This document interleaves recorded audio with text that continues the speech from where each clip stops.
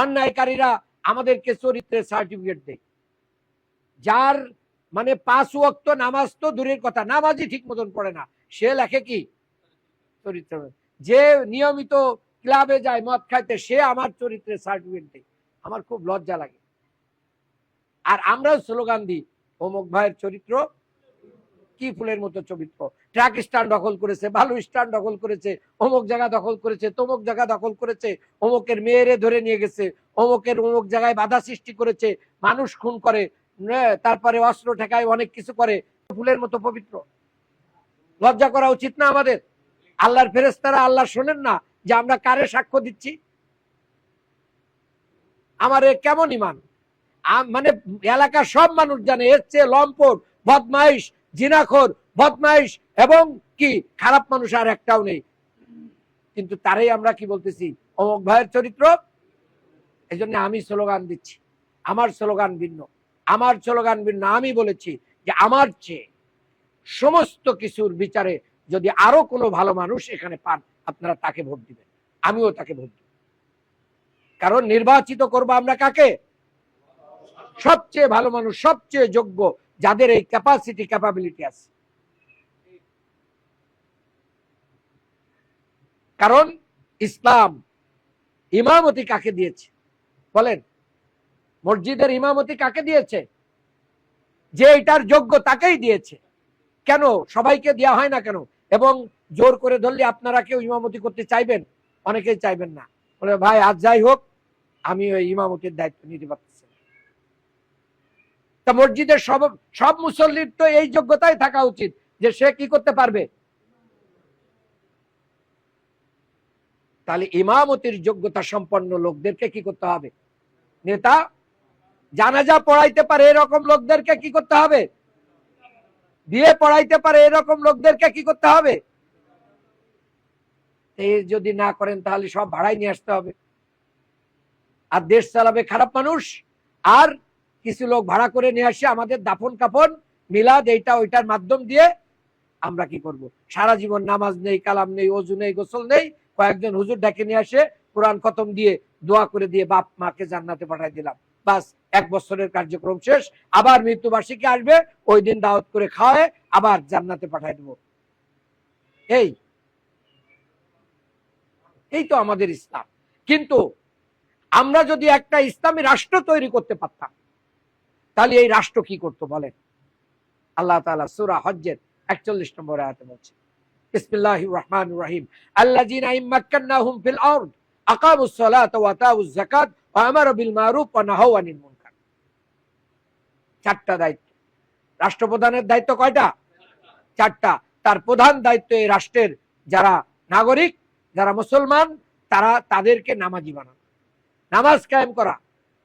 প্রথম কাজ কি? নামাজ কায়েম করা। তাহলে দেখেন কত লাভ হইতো। আমি ব্যবসা বাণিজ্য চাকরি বাকরি ব্যস্ততার কারণে ছেলে মেয়ের নামাজের খোঁজ নিতে নাও পারি, অনেক সময় ছুটে যায়।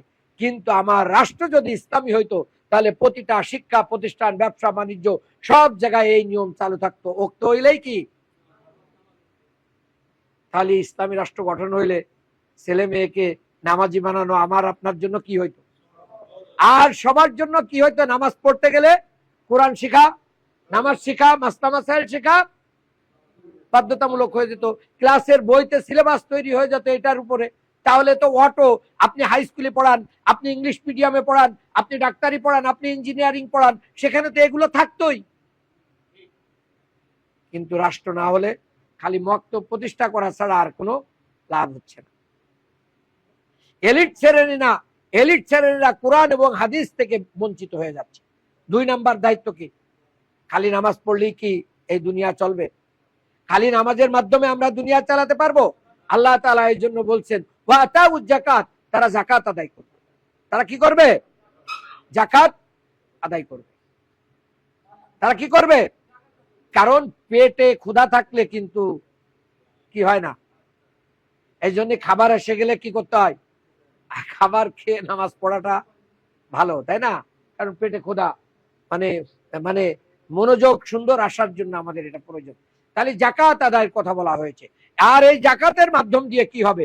বাংলাদেশে ইসলামী রাষ্ট্র হলে 10 বছরও সময় লাগবে না আমাদের দারিদ্রতা দূর করা, আমাদের বেকারত্ব দূর করা। কারণ আমরা জাকাত সিস্টেম ডেভেলপ করে গোটা বাংলাদেশকে আমরা দারিদ্র মুক্ত করবো ইনশাআল্লাহ। সহজ, খুবই সহজ। আমরা বিশ্ববিদ্যালয়ে পড়াই, এগুলো পড়াই, আমাদেরকে দিয়ে দেখেন আমরা কিভাবে জাকাতের মাধ্যমে দারিদ্র বিমোচন করা যায়, এটা আমরা পড়াই। এটা আমাদের পরে এটার উপরে আমাদের গবেষণা আছে। এটা সম্ভব, এটা পসিবল।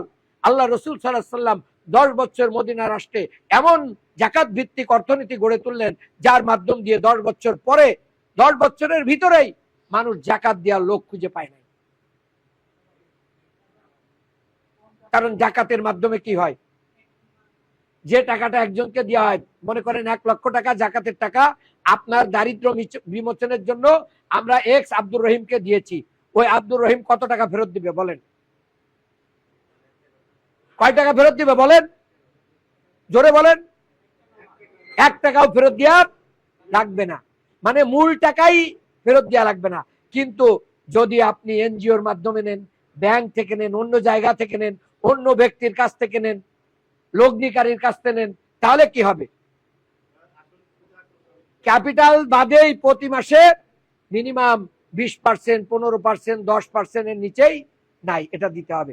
এটার মাধ্যম দিয়ে কি দারিদ্র দূর করা সম্ভব? কিয়ামত পর্যন্ত সম্ভব না। কাজেই আমি শ্রমিক শ্রেণীর মানুষ যারা আছেন, খেটে খাওয়া মানুষ যারা আছেন, তাদেরকে বলবো আপনারা যদি ইসলামের পক্ষে রায় দেন, জাকাত ভিত্তিক অর্থনীতি গড়ে উঠবে, আপনাদের ছেলে মেয়ে পরিবার সহ আপনারা স্বাচ্ছন্দ্যে জীবনযাপন করতে পারবেন ইনশাআল্লাহ। কাজে নেতার পিছনে 50 টাকা 100 টাকার জন্য আপনাদের ছোটার প্রয়োজন হবে না, আপনারা স্বাবলম্বী হবেন, স্বাবলম্বী হবেন।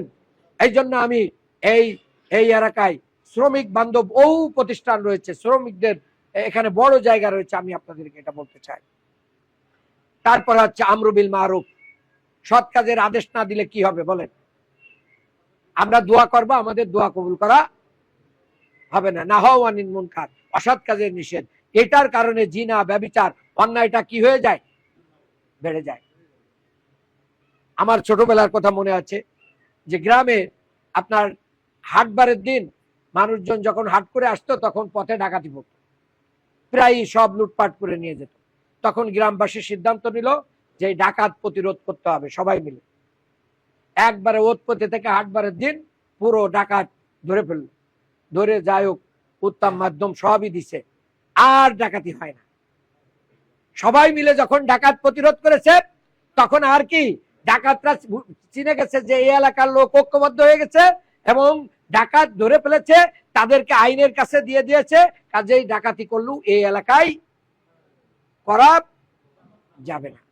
তাহলে আগামী এই বাংলাদেশে যদি চুরি, ডাকাতি, জিনা, ব্যভিচার, অন্যায়, অবিচার, চাঁদাবাজি, রাজধানী, দুর্নীতি যদি আমরা মুক্ত করতে চাই, তাহলে সবাইকে ঐক্যবদ্ধভাবে দুর্নীতি মুক্ত মানুষকে ভোট দিতে হবে এবং সেই জন্য আমাদের ঐক্যবদ্ধভাবে এই কাজটি করতে হবে।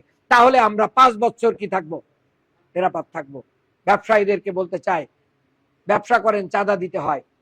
1 বছর ব্যালটে কি দেন, দাঁড়িপাল্লায় ব্যালটে সিল দিয়ে বিজয়ী করেন, 5 বছরে আপনার কাছে কেউ আসবে না ইনশাআল্লাহ। আর এই 5 বছর আমরা এমন ব্যবস্থা নেব, ইনশাআল্লাহ চাঁদাবাজরা এই এলাকায় আর থাকতে পারবে না ইনশাআল্লাহ, আমি গ্যারান্টি দিচ্ছি। চাঁদাবাজ, মাদক কিভাবে মোকাবেলা করতে হয় তা আমরা করে ছাড়বো ইনশাআল্লাহ। আমরা জীবনে অন্যায়ের কাছে মাথা নত করিনি, অন্যায়কারীদের রক্ত চক্ষুকে আমরা উপেক্ষা করবো ইনশাআল্লাহ। এটা আপনাদেরকে সাথে নিয়ে করবো ইনশাআল্লাহ। দাড়ি পাল্লায় ভোটটা দেব এইবার।